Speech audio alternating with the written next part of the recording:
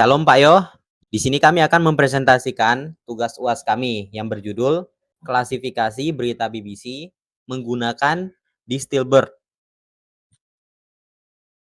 Oke, ini untuk pembagian tugasnya. Oke, di sini anggota kami, yang pertama nama saya Lukas Eka Putra Pramudita. Di sini saya bertugas untuk mempersiapkan dataset dan analisis eksplorasi datanya, terus melakukan implementasi ITF dan IDF, pelatihan model logistik, regressionnya. Selanjutnya saya Aranta Sarwahita Adi. Saya mengimplementasi model utama yaitu Distilbert. Lalu saya mengatur parameter training dan fine tuning modelnya. Oke, selanjutnya saya Namesius Kiun. Di sini tugas saya adalah evaluasi metrik dan pembuatan visualisasi data, grafik, confusion matrix, dan interpretasi hasil evaluasi. Oke, berikutnya adalah deklarasi AI. Kami menggunakan AI sebagai alat bantu dalam proses pembelajaran, debugging, dan optimalisasi kode. Namun, seluruh keputusan akhir, analisis, dan interpretasi hasil adalah murni hasil kerja tim. AI juga membantu dalam pembuatan dummy data untuk testing. Selanjutnya latar belakang. Meningkatnya jumlah konten digital setiap hari. Kemampuan untuk secara otomatis mengkategorikan informasi menjadi topik-topik tertentu yang sangat penting. Definisi masalah. Dalam proyek ini kami mengembangkan sistem untuk mengklasifikasi artikel berita dari BBC ke dalam 5 kategori, yaitu bisnis, entertainment, politik, sport, dan teks. Tujuannya adalah untuk membandingkan pendekatan klasik TF-IDF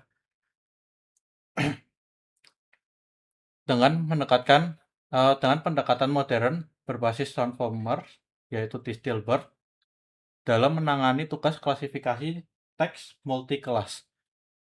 Dataset yang digunakan adalah kami mengambil dari Setfit BBC News. Ini kami ambil dari Hugging Face yang terdiri dari 2.225 artikel berita dengan 5 label kategori. Oke, lanjut ke pemrosesan teks dan representasi pengetahuan. Di sini pertama yaitu reprocessing teks. Untuk mempersiapkan data, kami melakukan langkah-langkah sebagai berikut. Kita melakukan pertama itu lower casing, mengubah semua huruf menjadi huruf kecil. Terus yang kedua adalah menghapus karakter non alfabet, itu membersihkan teks dari angka dan tanda baca. Selanjutnya itu tokenisasi, itu gunanya untuk memecah teks menjadi potongan-potongan kata. Selanjutnya ada stop word removal, itu menghilangkan kata-kata umum yang tidak memiliki makna signifikan. Contohnya kayak the, atau is. Terus selanjutnya lemmatization, itu mengubah kata menjadi bentuk dasarnya. Contoh running menjadi run. Selanjutnya itu kita menuju ke representasi pengetahuannya, TF-IDF, model baseline-nya, itu mempresentasikan dokumen sebagai vektor frekuensi kata. Metode ini sederhana dan efisien, namun tidak memahami konteks kata dalam kalimat. Selanjutnya ada workspace embedding. Ini ada di dalam model Distilbert. Ini mempresentasikan teks dalam bentuk support unit. Keunggulannya adalah menghasilkan embedding yang kontekstual, di mana makna sebuah kata dapat berubah tergantung pada konteks kata-kata di sekitarnya. Selanjutnya, desain, arsitektur, dan justifikasi. Pertama, ada visualisasi arsitektur. Yang pertama itu ada input. Nah, input ini diambil dari teks artikel. Kedua, ini ada tokenization, menggunakan workspace tokenization. Ketiga, ada encoder. Encoder ini memproses potongan kata dari workspace tokenizer tadi ke dalam 6 lapisan transformer dengan menggunakan mekanisme self-attention. Selanjutnya ada pooling. Model mengambil token khusus yaitu CLS sebagai representasi dari seluruh artikel dalam bentuk vektor 768 dimensi. Selanjutnya ada classification head. Nah, classification head ini dari vektor 768 tadi diubah menjadi 5 angka sesuai 5 kategori berita. Terakhir ada output. Nah, kelima angka tadi itu dijadikan diubah menjadi probabilitas untuk menilai prediksi tertingginya. Selanjutnya ada justifikasi pemilihan arsitektur. Pertama, efisiensi. DistillBird ini adalah versi distilasi dari bird dengan ukuran 40% lebih kecil dan inferensi 60% lebih cepat. Sehingga ini sangat cocok untuk dijadikan untuk resource yang terbatas seperti kami yang menggunakan GPU T4 di Colab dan dataset berukuran sedang. Kami menggunakan 1225 data train. Selanjutnya ada perform. Meskipun lebih ringkas, DistillBird ini tetap mempertahankan 97% performa bird base pada benchmark Glue sehingga resiko overfitting pada dataset kecil lebih rendah. Yang terakhir ada mekanisme self-attention. Inti dari transformer yang memungkinkan model untuk menangkap hubungan antar kata di seluruh kalimat secara paralel, jauh melampaui kemampuan TF-IDF. Selanjutnya ada proses implementasi. Oke, di sini proses implementasinya adalah ada dataset. Yang pertama ada sumber, itu dari SetFit atau BBC News dari Hugging Face dataset. Terus untuk jumlah datanya kita menggunakan 1225 data train, 1000 dataset. Terus ada 5 kelas, yaitu tech, business, sport, entertainment, dan politik. Selanjutnya ada skenario training, ini untuk di DistillBird-nya. Ini kami menggunakan model pre-trained, yaitu DistillBird based on case. Optimizer-nya kami menggunakan Adam W. Lalu learning rate-nya menggunakan 2E5, ini menggunakan standarnya. Lalu batch size-nya ada 16, karena jika menggunakan 32, collab-nya nggak kuat. Selanjutnya jumlah epoch-nya ada 3, karena saat dilihat di proses trainingnya, itu udah menunjukkan tanda overfitting. Selanjutnya ada weak decay-nya 0,01, ini juga menggunakan standarnya. Lalu pemilihan model terbaik, ini berdasarkan F-score tertingginya. Nanti yang digunakan untuk demo adalah yang memiliki F1 score tertinggi. Lalu early stopping callback, ini menggunakan parameternya ini Patience 2 untuk mencegah overfitting. Patience 2 ini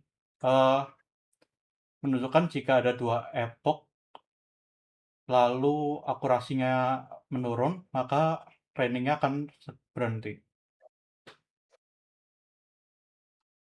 Oke, selanjutnya kita masuk ke model pembandingnya atau baseline-nya. Kita menggunakan metode TF-IDF Vectorizer plus Logistic Regression. Tujuannya adalah sebagai pembanding performa untuk membuktikan keunggulan transformernya.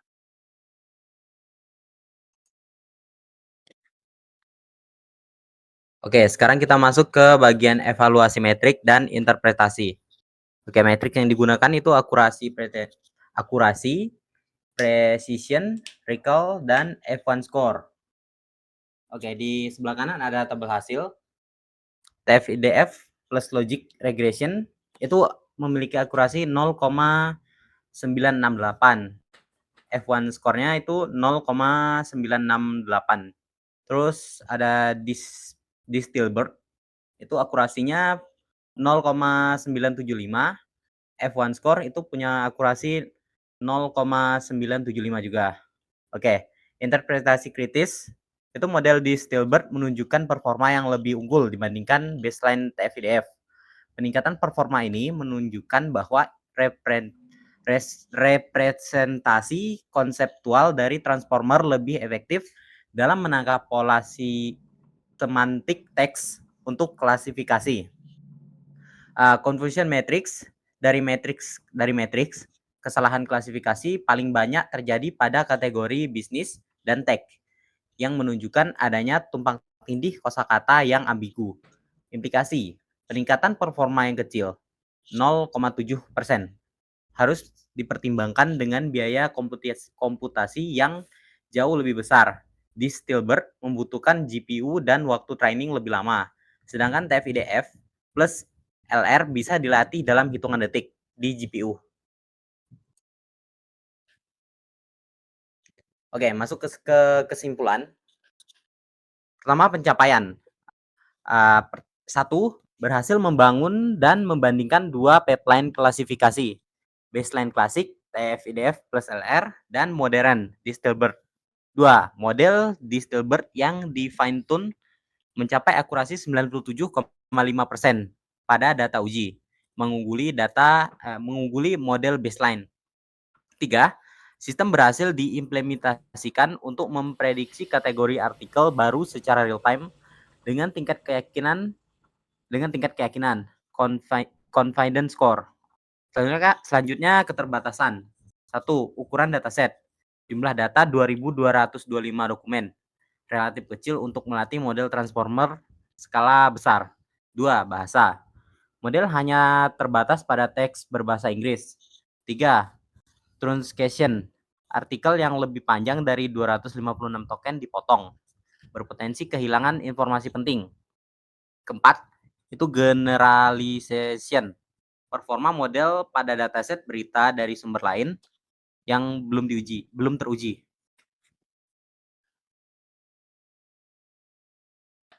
Ya, di sini kita akan melakukan demonya. Nah, di sini ada contoh, ini namanya artikel yang kita udah di-generate oleh AI. Nah, itu termasuknya adalah prediksinya adalah sport, terus probabilitasnya itu 95,06%. Oke, selanjutnya contoh keduanya itu di artikel 2. Yang ke atas itu adalah teknologi, contohnya itu probabilitasnya 94,42%. Untuk yang artikel 3 itu masuknya ke dalam bisnis, yang probabilitasnya adalah 94,12%. Baik, sekian presentasi dari kelompok kami. Terima kasih, Pak Yo.